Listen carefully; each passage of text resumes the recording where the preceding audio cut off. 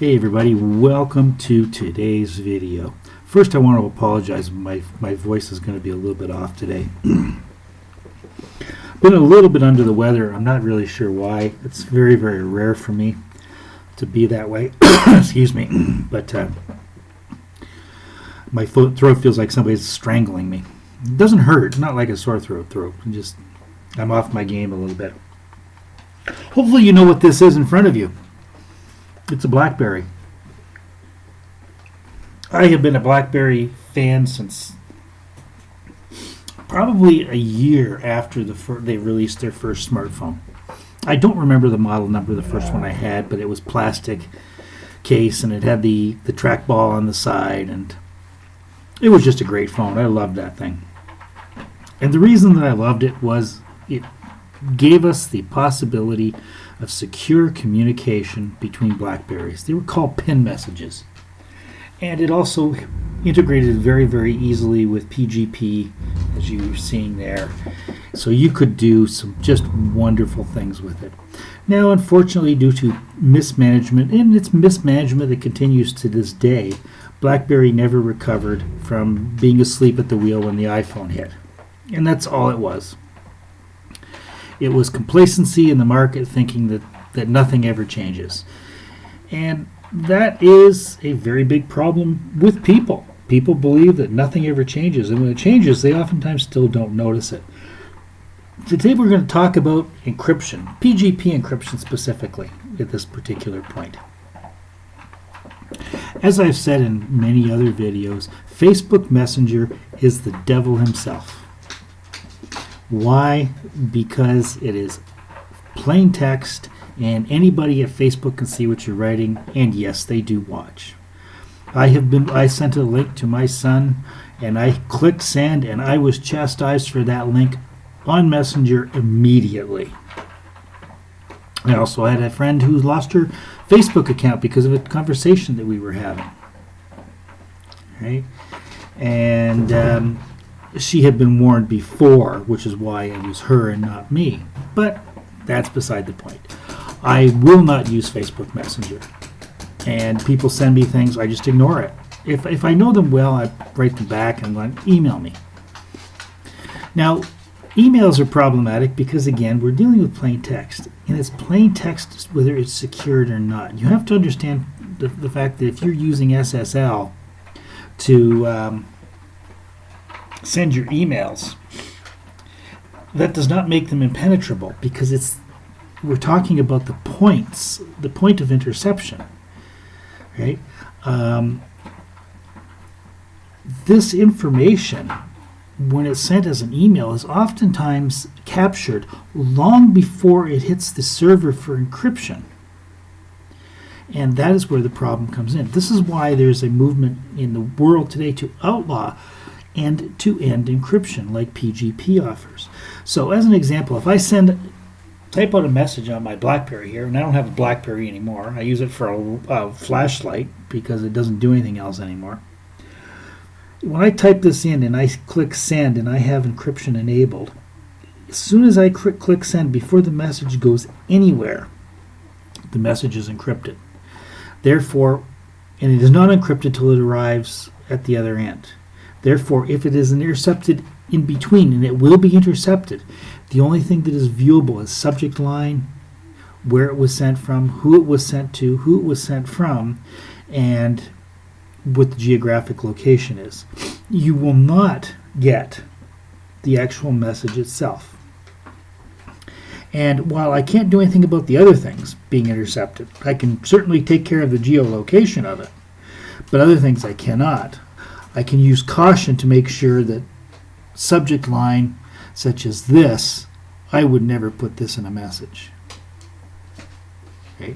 I leave my subject lines with just enough information to get people to open it. And if it's personal information, personal email, I don't have to worry. I just put hey as a subject line, because I know that somebody I know personally will open it regardless. Right? I don't give out the metadata, which is what they're looking for. They want the metadata, and that will lead them to decide whether they will read the message or not. Now, PGP is an encryption method, and it's a very very good encryption. Oh, sorry, guys.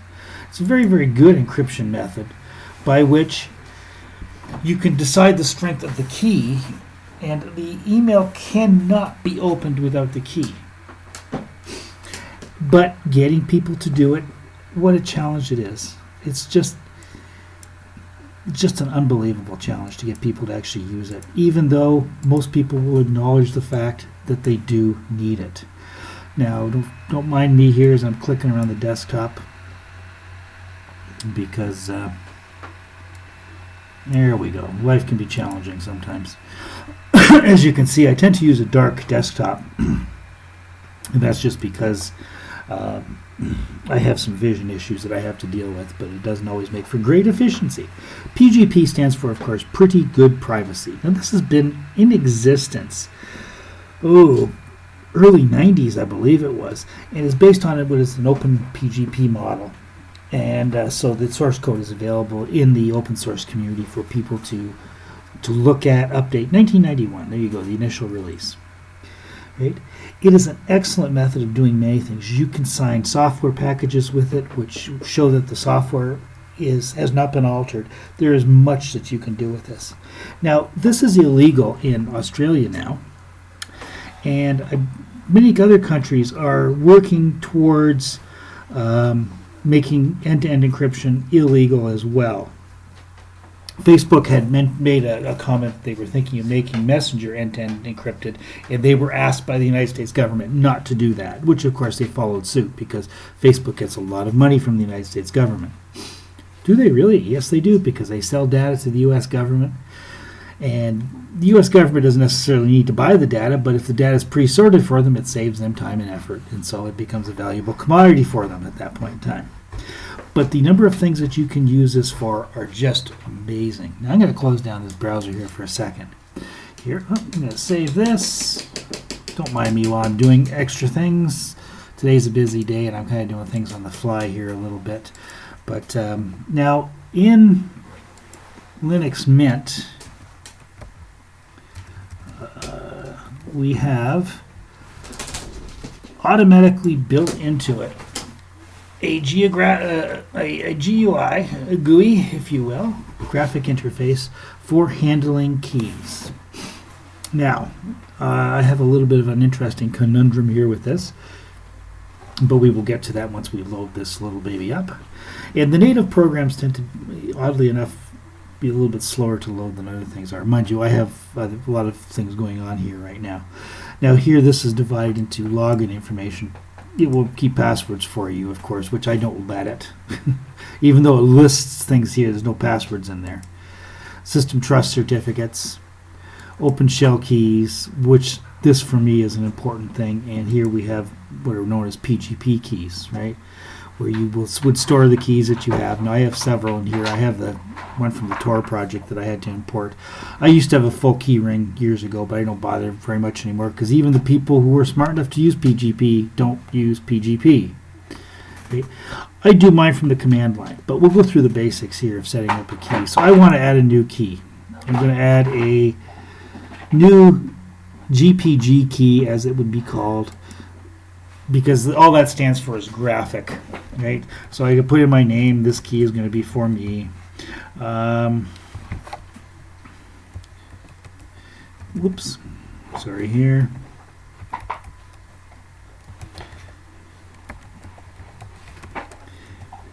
Whoops, and there are things that you get so used to typing. Oh, I see I'm making a mistake here. Put in the email address, and then I can choose what type of key it's going to be. And typically, it's going to be an RSA key. There's very little chances you will need others. And then you could pick the encryption strength of it. And I'm just going to go to the high level one just for the fun of it. The key is never going to expire, and I'm going to type in the word create. Now you have to give a password for the key. Well, actually, you don't have to. You can do it without a password. And this is going to fail, so I'm just going to do it without a password. Right, because the key is going to fail to produce. You can see here I got an error. Now it's going to sit here and it's going to work. Now what it wants me to do is it wants me to move my mouse around and type in at the keyboard and things like that to do it. And then hopefully we will have keys that are created. Now this one has failed because there is something wrong with the graphical interface that I have here for doing it, so I do mine off of the command line. Now you probably will never have trouble with graphical keys, as it were. I'm trying to remember what my shortcut here was for keygen. No.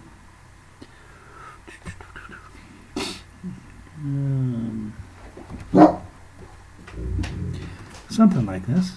Command not found. Okay, just a second here. I'm going to actually take a look. Excuse me.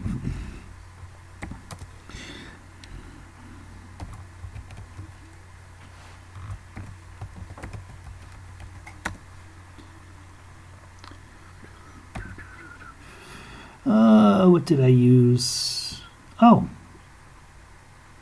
No, I don't. This is not something that you do a lot of times, so you quite often don't actually remember what the command was. I don't have it in here, but we'll list the keys here anyway for shits and giggles, as it were. Come on, get me out of here. Thank you.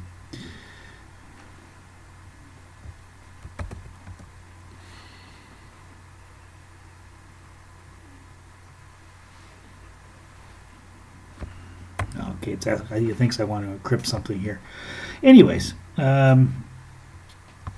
you can do it very simply off of the command line. My brain is not working well enough to do it right now for you. And most of you will, honestly, you will end up doing it out of the graphic interface, because it is just much simpler.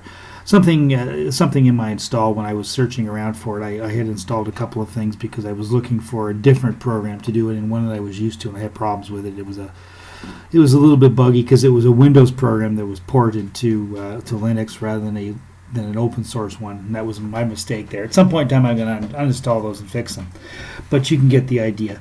What this will do is it will give you the opportunity to encrypt messages, provided, of course, that you get someone with you who is willing to do so also.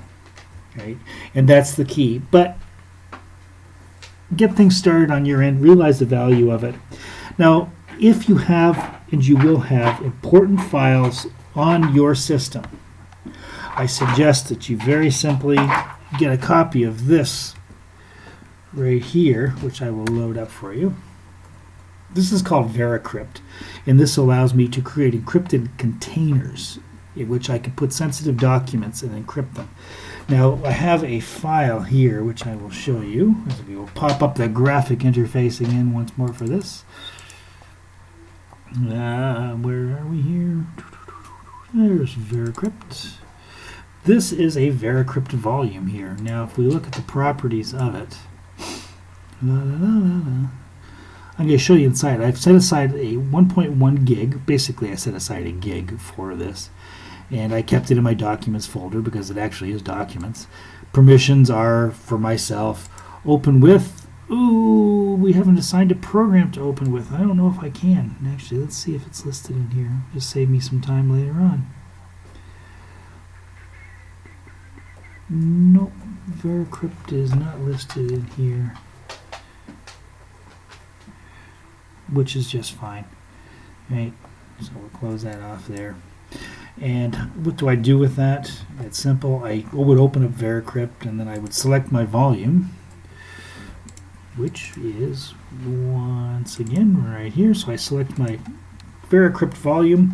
I would assign it a drive to open up, and now Linux does not use letters, it uses numbers to assign drives. So I just assign this to volume 10 normally because it's far enough away that I'm not going to end up with messages going that it's already in use type of thing. I would then mount this, and I would enter my secret password, which of course nobody but me can see. Open this thing up. Now I have to enter a system password because this is Linux and this is a low-level request. And give this thing a couple of seconds while it decrypts the volume. Yeah, ignore that. I had my email client going on there. Now, I got the feeling I entered a password wrong here, which wouldn't surprise me today because this is taking a little bit too long.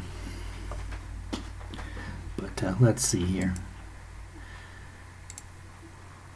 I'll come back with a message any second now that I did it wrong, and we'll do it right. I have so many passwords that sometimes I even blow it.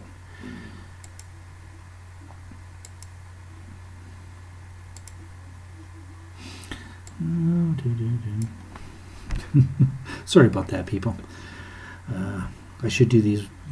I should be doing this at a time when I'm feeling a little bit more like a human, but it's just so rare that this actually happens to me.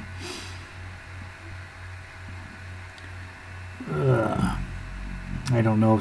My guess is it's probably something I ate that turns it in, because good food is just hard to find no matter where you are today. Oh, this is going to make me go to HTOP, isn't it? Well, I'll give you a chance to see something really cool here. So let's open up the terminal here for a moment, and I'm going to go to HTOP. HTOP is like the Windows process thing here, and it's lovely. And here you can see right here is my Veracrypt request, and it's a root request, of course, and I'm going to kill it. Bang. Killed the request. Nice and easy. Or no, I guess I didn't kill the request. It's not my day. There it is. Kill. Yeah, kill.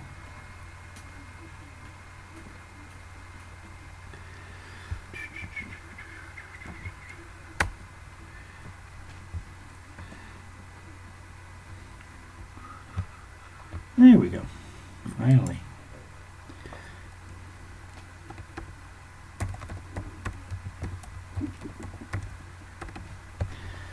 Try this again.